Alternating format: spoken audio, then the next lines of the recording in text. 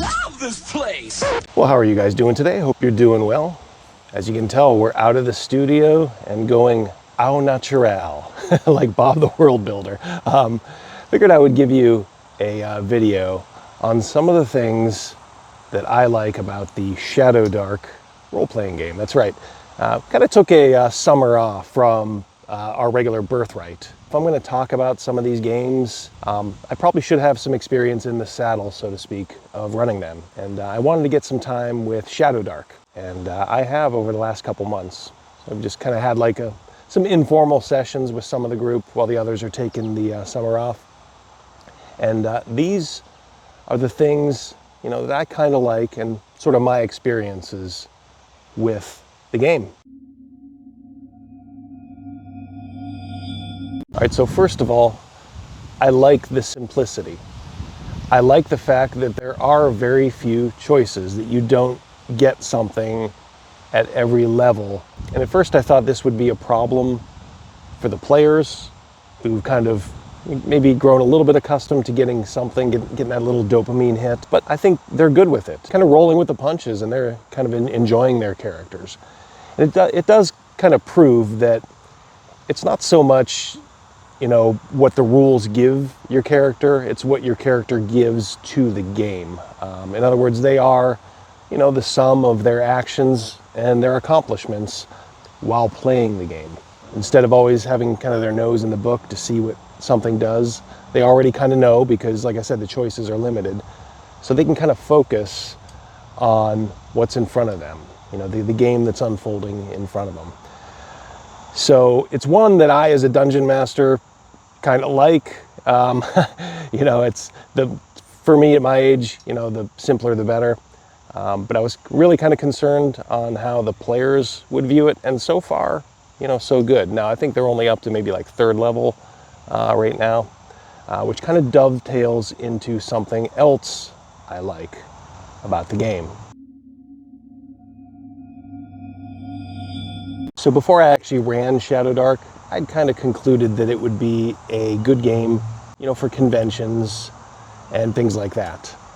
And I'm finding, I think that that's true, and I think it's also good for these kind of mini campaigns. And part of the reason is there is rapid level advancement at early levels. And I know that's true to some extent with you know, earlier versions of D&D and such, but with the carousing rules that Shadowdark gives you, it really is pretty solid in that respect. In other words, you can go up pretty quickly if you so desire. Carousing rules in Shadowdark are actually meant to be like a tent pole. It's actually an important rule that you do carouse in this game. The group kicks in a certain amount of gold to go carousing. And the more you kick in, essentially the better chance of higher experience points you get. But these charts will sometimes give you like legitimate hooks. I tell you, at like 1st and 2nd level, it can rocket you up. But remember too, it is limited by the amount of gold that they have. So if they're adventuring and earning that gold, it's up to them to do with it, you know, what they will. This kind of, I guess, prevents them from hoarding it. And really, you don't really hoard gold at early levels in D&D. I can't think of a better way to spend it than to A, get some experience, and maybe, you know, get a few stories out of it via the carousing rules. So I do like that aspect of the game. It's kind of undersold as part of like the base game, but I think it's actually a pretty crucial part for the players. All right, so one of the things I was also concerned with was, I know Shadowdark bills itself as a game, you know, where you are pretty much supposed to go into a dungeon, you know, kind of old school D&D, go into the dungeon, get gold, go back and spend it via those carousing rules. I'd kind of wondered how it would be if you weren't in the dungeon, you know, all the time.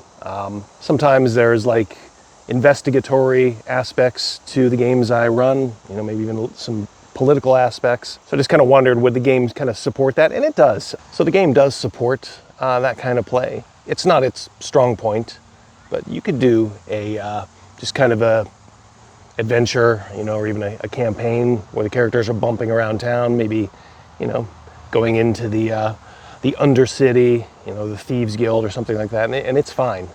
But obviously it's not one of the strong points of the game. So the characters have only been in essentially like 2 dungeons, the Undercity, the sewer system in the capital, as well as a haunted abbey. But, you know, the rules have been just fine dealing with those, and the players are enjoying it.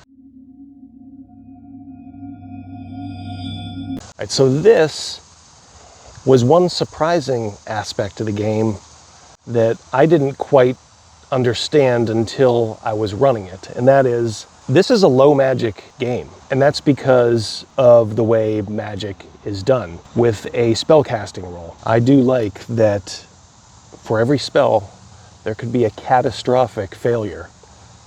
For wizards, you know, it could just be kind of like a misfire, and depending on the level of the spell, you know, it could be pretty bad. And for priests, you know, if they roll a 1, they have to make an atonement. They can't cast that spell again until they atone in some way. At low levels, you could be ripping away a quarter of like a priest's spell arsenal, you know, by virtue of having, you know, one catastrophic failure. So this behavior I've noticed is there's a real reticence to casting spells at times, you know, not when they're absolutely needed. It was an aspect of the game, like I said, I wasn't quite expecting, but I do like whenever spell casting is portrayed as something exotic and even a little dangerous, not only to its targets, you know, but to its wielders as well. So I like the variability and the uncertainty of spellcasting in the game. I do like how Shadowdark is also pretty deadly at low levels. Really does make the characters think twice before they run into combat. And I know this is true of, you know, every kind of retro clone and, you know, old school D&D. But it's nice to see that this game kind of holds to that tradition. In this past week's game, my daughter's character, Barbarian, she didn't even get a chance to take a swing at their opponent. Their opponents went first in the initiative order, and boom, 1 hit, 1 critical hit, and that's all she wrote. She was down and out for the count, and you know, thankfully the group was able to parlay with these guys, and ended up working out. You know, my wife's character was able to heal her up. There's a couple different modes in this game, and I would definitely encourage anybody who's looking to emulate, you know, more of an old school D&D feel, to do the ones that, you know, that do that. Kind of like the deadly mode, you know, the one where the lights are down to 30 minutes instead of an hour. Anything that kind of makes it a little bit harder for the group. The first thing I got rid of was the power nap from 5e. You don't get your maximum hit points. You get 1 roll on your hit dice instead for 1 full day of rest. And it has to be rest too, remember. I think that works a lot better. Gives the players to roll, you know, anytime the players have a meaningful roll, it's good. So, you know, I prefer that style of play. I've given you some things that I, you know, do like. Let's get one thing that maybe I wish had been done a little bit differently, and that revolves around the thief class. The way the rules are set up right now, when a thief is doing thiefly stuff, pickpocketing, you know, disarming traps, etc., they simply get advantage on their dexterity check to do that. You know, while part of me does appreciate the simplicity, for a game that revolves around dungeon crawling, it does seem a little bit simplistic. I almost I kind of wish there was another mechanic. I was kind of looking maybe for something a little different when it comes to that kind of stuff. Because this is a deflationary game where, hit points are kind of bare bones, both for the characters and the monsters. I found combats to be pretty easy to run. I do kind of like the initiative system, where you're essentially just rolling to find the starting place. It doesn't matter if you roll the second highest for your initiative. That means nothing. It really only matters who rolls the highest, because then you start there and then go clockwise. Well, sometimes that, the turn of that clock means that the person going right after the character that rolled the highest is, the monsters. It's the DM. I like that variability. Kind of throws a monkey wrench into things. And this is something, by the way, you can easily, if you don't like it, you can easily house roll. I mean, there's nothing else tied to the initiative system really. So you can always just house roll this, as you pretty much can with any initiative system. But I do think it's a clever way to do it. And so far, that variability, has kind of worked. So the whole linchpin of the Shadowdark game is this mechanic with the torches. And I gotta say, that's an aspect of the game that we've only sort of dabbled with. And that's basically a side effect of, where the characters have gone. So far, the only time they've really needed torches is when they've gone into the Undercity. If you're in a dungeon, where you're rolling, wandering monsters, I can see, where this has punch and power. I found that the problem is, and I don't know how to get around it, so maybe you guys can help me in the comments. It seems like every character brings two torches, or a torch and a lantern down to these darn dungeons. And you can't really tell them not to. I mean, it's what, it's their choice. But in the same respect, it's kind of an empty threat in some ways. Like, oh, well, and I understand there's certain things you can do. A torch can go out or it can be dropped. Let me put it to you like this. If you're a DM and you're constantly going after their torches, I think that's a little cheesy. If you're just always looking for ways to douse their torches, it's going to cause a lot of, hard feelings over the long term. So I tend to just kind of make sure they're always paying attention to the light. But in the same respect, it's kind of a losing battle as a DM for a prepared party. And I don't know, maybe my group just knows better, but I swear every single one has two torches. And I understand they have gear slots and all that, but look, they will jettison things just to carry those torches. So far, the light mechanic, not quite as powerful as you might expect.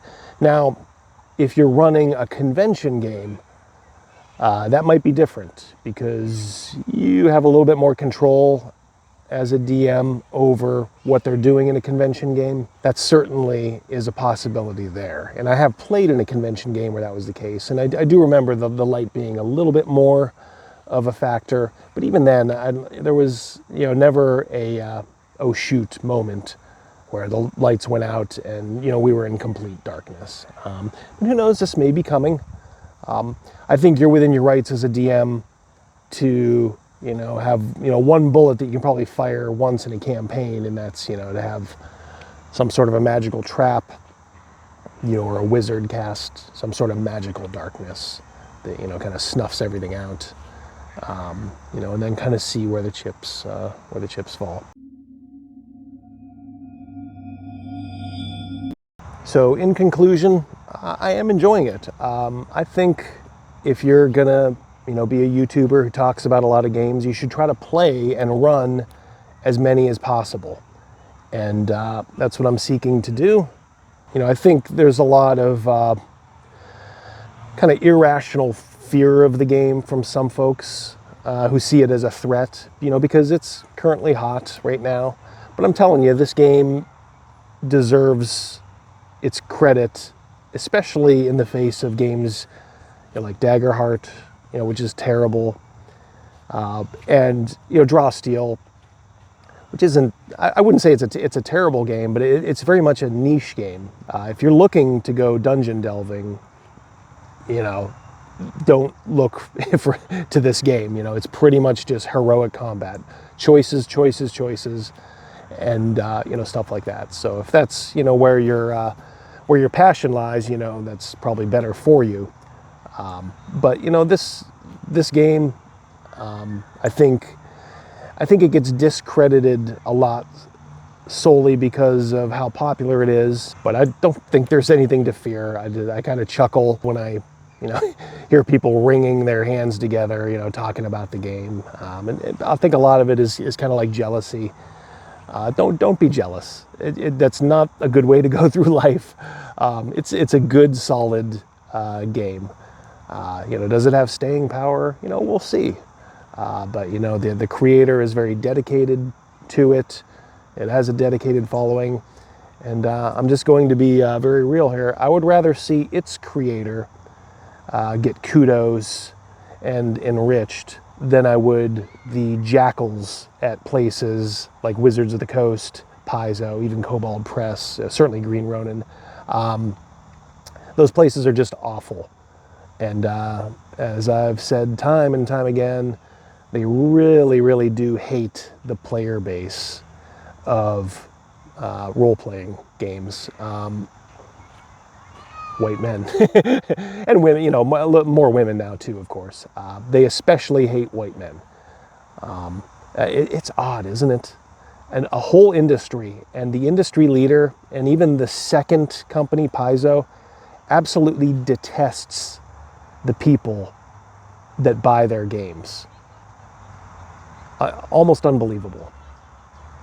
And here you have in Shadowdark a creator who just wants to sell you her game and bids you to have fun with it. So, I'm quite frankly, I'm sort of over, this kind of negging of the game, and that's why I kind of wanted to run it. I'm like, all right, put your money where your mouth is, run it, and the game runs just fine. It's a good, solid game. So, like I said, we'll probably finish this little mini campaign out in the coming months. And, we'll see what we want to do after that. Right now, I got to tell you, the players are enjoying it. And you can't fake that.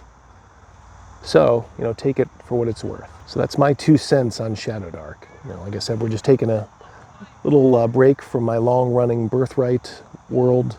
So far, so good. So, if you'd like to tell me your experiences with the game, are they similar? How do you feel about some of the hatred the game gets? Do you kind of feel like I do, or do you just legitimately not like the game? Look, if you've tried it and don't like it, that's fine too. I certainly respect that. But just I don't know.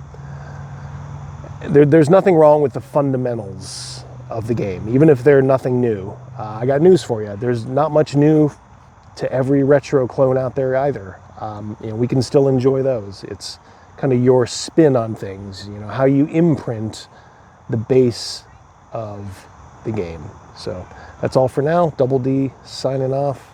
Hope you guys have a great rest of the day. Peace.